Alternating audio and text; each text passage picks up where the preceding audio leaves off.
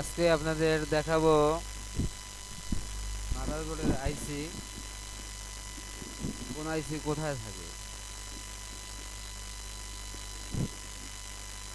আমরা এটা আমাদের সিম ট্রে ভিভো Y17 সিম ট্রে এইচডি কার্ড।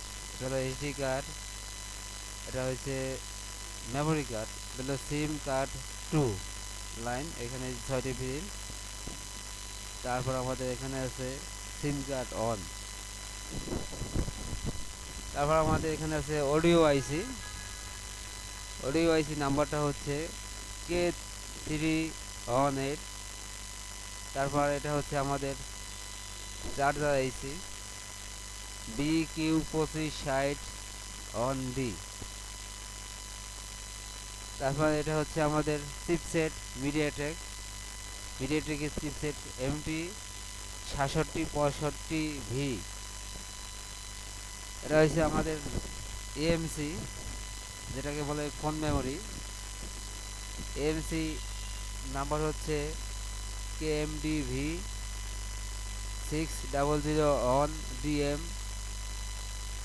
B620। এটা আমাদের ওয়াইফাই আইসি, Y17 ওয়াইফাই আইসি MT663ON N।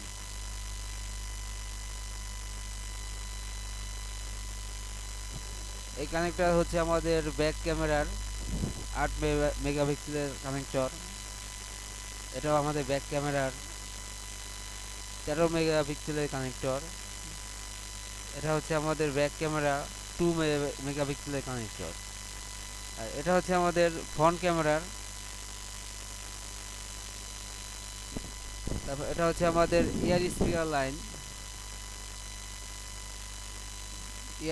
লাইন। এটা হচ্ছে আমাদের আরএফ আইসি নাম্বার হচ্ছে MT6167MV। তারপর এটা হচ্ছে আমাদের PA2G, যেটা ওই যে আপনার সিমে কল আসে না, যায়ও না, কিন্তু আপনার এমনি ডাটা চলে। এটা হলো এই 2G আইসি।